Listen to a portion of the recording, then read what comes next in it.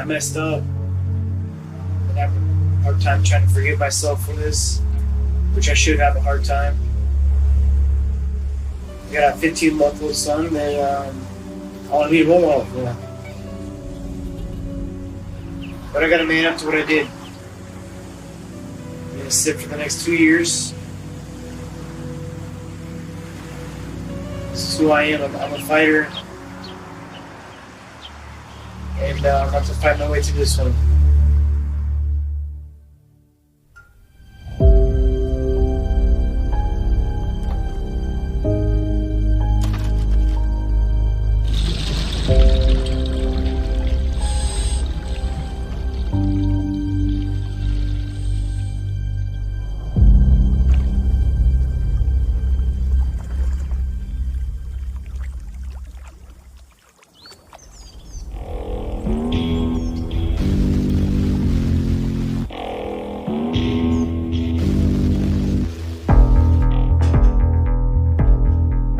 I have always been ultra competitive.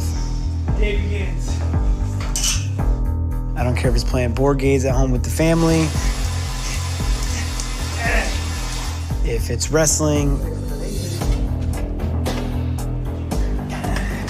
Oh, God, dude. I was just on a wake surfing trip and I couldn't get a 360, so I tried it about 600 times.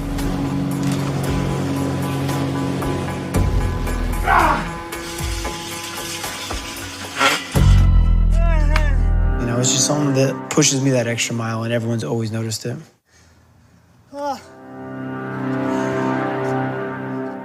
Presenting the challenger, TJ Dillashaw is dominating. This is amazing. What an incredible performance. Thank you so much, everyone. I love all my fans. I love all you guys. This is why I do it. This didn't just cement you as the official champion and defending your title. It also put you in a position to be considered one of the best pound-for-pound fighters in the world. I am the best bantamweight of all time. That's it. Best bantamweight of all time. Here, right now. I highly believe that my competitiveness is why I'm as successful as I am. You know, that's why I do 3-a-days and 2-a-days and spend hours in the gym and have to be told that I need to go home because I've been there too long. I become obsessed.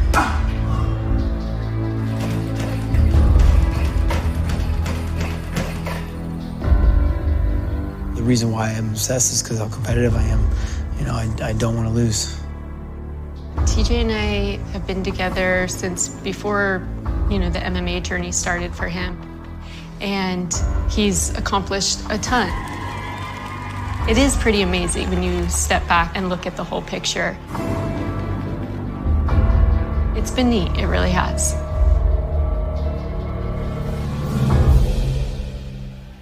live from Staples Center, it is time for the main event for UFC 227, Dillashaw versus Garbrandt 2. You know, the night I defended my belt for the second time against Cody, Demetrius Johnson and Henry Cejudo were also fighting that night.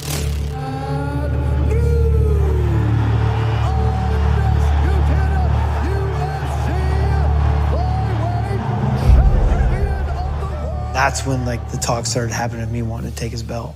Bring it, baby. Let's do this.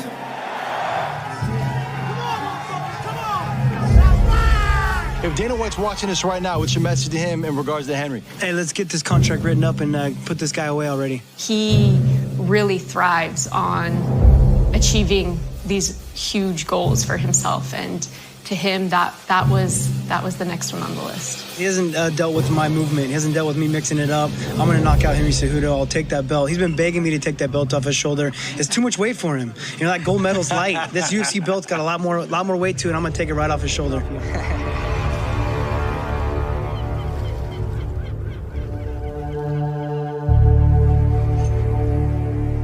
Dropping down to 125s and becoming a double champ. There was a lot on the line. I wanted to be the best pound-for-pound fighter, and I wanted to defend both belts.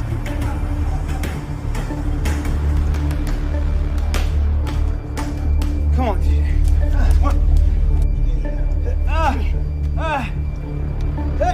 I'm running 6 days a week in the mornings, and I'm also riding the bike at night, as well as 2 or 3 practices a day. So the workload was insane. And that's why I got my body down to 4% body fat and looked the way that I did. The last time I weighed 125 pounds was my senior year in high school.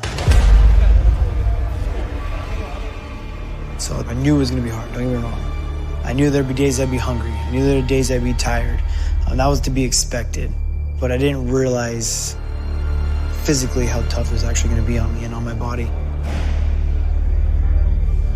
I'd say about halfway through, about 6 weeks out, is when I really realized I had a problem. That I realized that I didn't know if this was actually gonna be doable.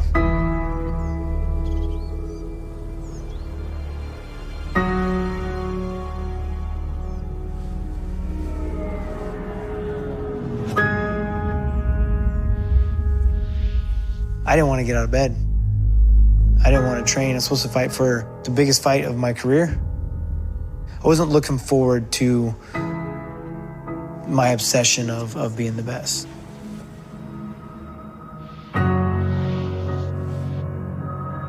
My weight would continue to come down, but it wasn't my weight that was the problem. It was my body telling me to stop. I think that within any of his training camps, there are periods where he seems completely physically, mentally, emotionally taxed and drained. It's fight camps are a roller coaster. And that was expected though. So no, there wasn't any sign to me that it was taking the toll that it was on him.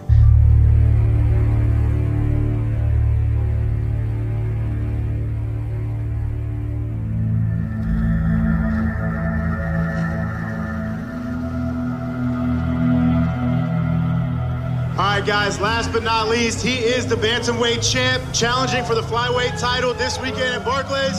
Give it up for TJ Dillashaw. I kept telling everyone this is going to be easy. You know, like, no problem, I got this. It's like tricking myself. Was it harder than you thought? I mean, you were always confident you could do this. It's easier than I thought. Really? But at the same time, you have the negative thoughts in your head saying, like, this isn't going to happen. Jeans. Hey, you think those calories in there and out of there?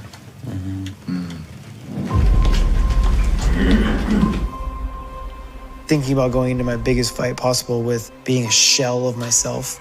You always get really cold too when you start putting food and fluids back in your system because all the blood goes to your stomach and I got no body fat. And I start to cramp a little bit.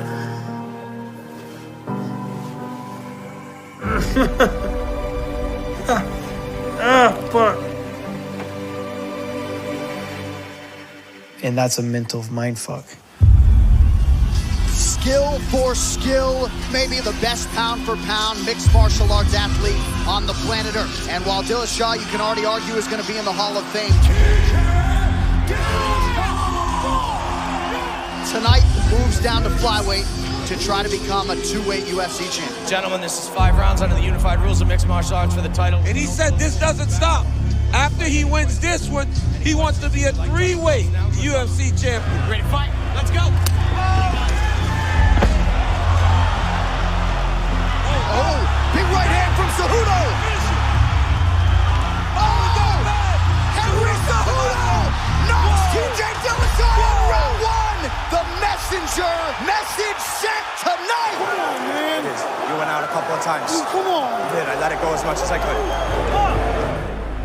I know I'm way more dominant than Henry Cejudo, and I unfortunately did not get the chance to prove it. But still, the undisputed UFC flyweight champion. And then obviously things get even worse. I had my manager call me and say, hey man, I just got a call from the UFC. And my heart just dropped because I instantly knew, right? Like I instantly knew, like, fuck.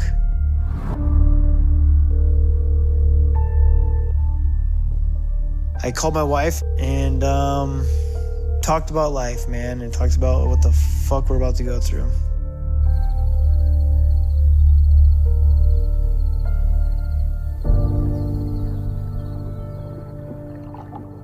TJ Dillashaw tested positive for injectable EPO, which is a serious performance-enhancing substance. TJ Dillashaw has now been suspended by USADA for 2 years after testing positive for EPO. TJ Dillashaw no longer the king of the 135-pounders. This is disgusting. I can't say it enough. And this could potentially be a career ender here for TJ Dillashaw. I tested positive for erythropoietin. I was taking an anemia medication called Procrit. Knew I wasn't allowed to take it. And yeah, man, I mean, that's your answer.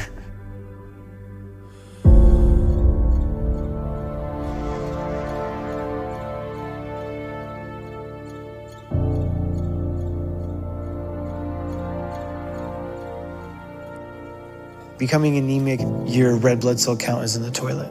And that is why I didn't want to wake up in the morning. That's why I didn't want to train.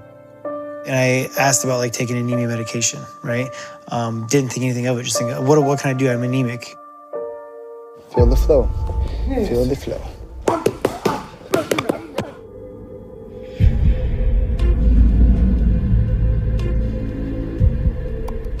So anemia medications, the main ingredient in them are erythropoietin, which everyone knows is EPO.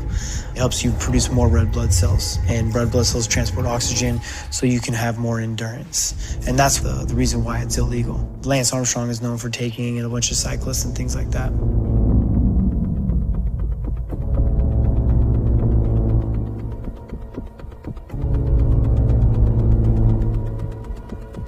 And then once you find out what it is, I just realized, oh, I can't freaking take that. There's no way I can take it, you know? And then do enough research and thinking, well, maybe I can and not get caught.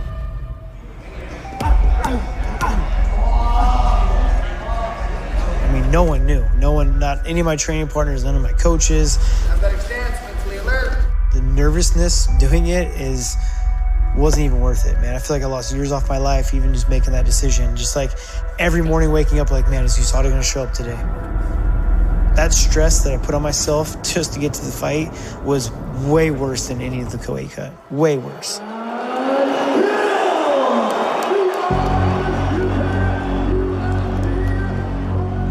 I guess with the pressure on myself of wanting to do this and wanting to be it, wanting to be the best, is that I blinded myself. You know, I blinded myself from the actual reality of what could happen.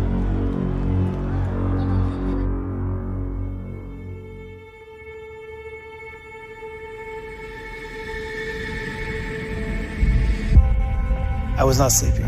I mean, very, very little sleeping. All I want to do is get a drink and forget about it. And I didn't think about it at the time, but going back and thinking about it now, like the way I was living life was a way to escape reality, you know? The thing that really pisses me off about what I did is that what it does to the people I love.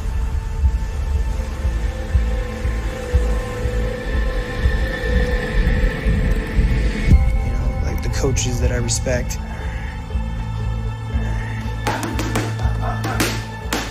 Ludwig is crying right now. TJ's crying. I mean, this is incredible. What a moment. What an incredible moment. My wife, you know, for instance, embarrassed. She's got to talk to her family about it when this is getting announced, or her friends that like what your husband did. You know, that's what really hit home.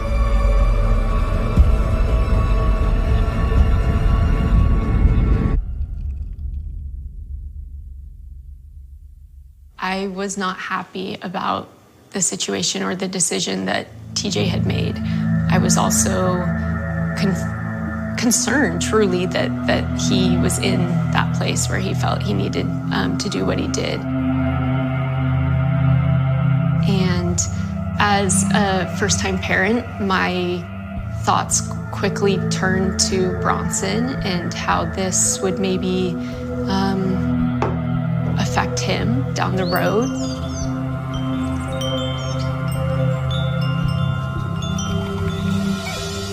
I I'm trying to raise a son with a strong moral compass and high self-esteem, and a huge portion of my concern was around him.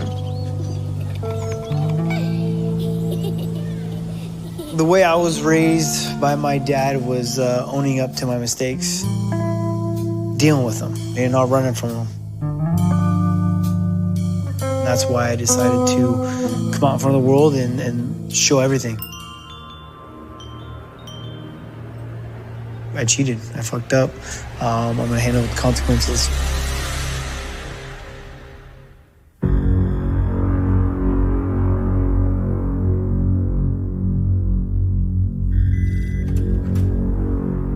The UFC brought me over in 2015 with the main purpose of putting together a year-round, world-class, platinum standard anti-doping program. All right, next fighter to the scale, 12th ranked in the UFC Women's Strawweight Division, Angela Hill.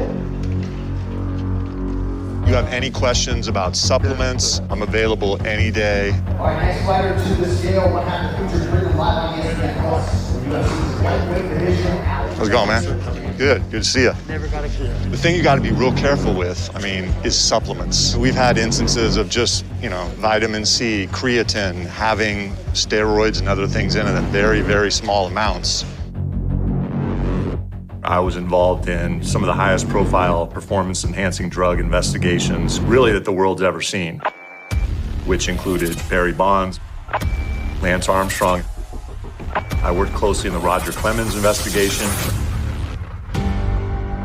I've seen multiple professional athletes criminally prosecuted for trying to cover up performance-enhancing drug use. It's an interesting dynamic, and most people would think, hey, you want to go out and catch people. The more positive tests you have, the more successful the program is. That is not the case. My job is preventing athletes from testing positive. And the tests that they do on you are so sensitive they can pick up those small things. Always disappointed whenever we get these positive tests. But when I hear positive tests for difficult to detect substances like EPO, a bit of me says, wow, this program's really working. Look, in my career, I've seen the full spectrum of how athletes deal with getting caught. And most times the cover-up is worse than the crime. Lance Armstrong not only denied. I've said it for 7 years. I've said it for longer than 7 years. I have never doped. But actually used the court systems to try to sue people alleging that he was using these things. The lawsuit Armstrong filed today accuses USADA of conducting a process that is rigged and that violates his constitutional rights. I've seen Roger Clemens go to the Capitol and call for a Senate hearing where he could testify and raise his hand that he had never done anything, where I had evidence that he had. Let me be clear. I have never taken steroids or HGH. Thank you. And so TJ is immediately accepting this, admitting to it, being forthright about it. I think he does deserve some credit for that, because that is not par for the course with high-level professional athletes when they're caught. So based on my experience, I think he's doing it the right way. So I've got it set up here. We basically have access to a database called Clearinghouse, and what that shows us is it shows us all test results. It also gives us access to the fighters or our athletes' whereabouts, and that means where they're going to be, where they can be located to be tested. One of the interesting things when you test positive and you're serving a sanction, you're still subject to testing under the USADA program. With TJ, since he's been under suspension, he's had 22 individual tests over those couple of years, at various days of the week, times of the day. So again, proof in the pudding aspect of he's coming back, hopefully a different and clean fighter than he was before. He's had 2 years worth of pretty solid testing to show that.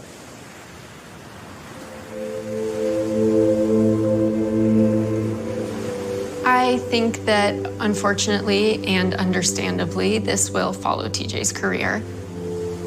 What does this say about TJ Dillashaw's legacy? This is crazy. At one point, myself and I think a lot of other people were considering as one of the best pound-for-pound fighters in the world. Now, exactly. I don't know. And then how did he get there? That's the big problem. He, lost 2 years in the prime of his career. He's going to have to compete and live the rest of his life with this stigma. Everyone I fight, anyone that's like, I've tainted my legacy. It taints his legacy. It just does. There's no way around it. They're going to go back and be like, oh, he's been cheating. I wouldn't give any value to any victories this fucking kid has. I'm certainly aware that there is sentiment out there that, maybe this use predated even the Cejudo fight. But again, I think that comes with the territory when you test positive. That suspicion of how far back did it go. So yeah, it's not going to get any easier or go away, and the intention's not going to get any less. It's going to be intensified.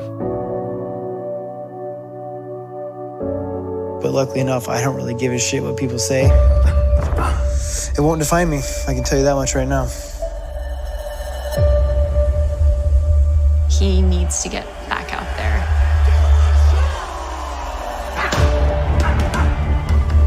I don't think he wants to at all end on that type of note, and I respect that.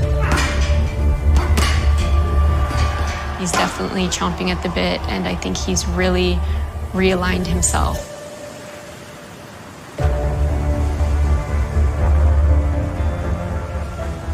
Anyone that's got the belt, you're the paper champion. On paper, yeah, you are the champion, but that belt's right there on my shelf, and I'm coming back with a vengeance. I love this shit. I love to fight. You see a smile on my face every time I come out? I'll be coming back, and I'll be a 3-time UFC champ. There's no way you can deny me from that. The guy is so confident. He's only getting better.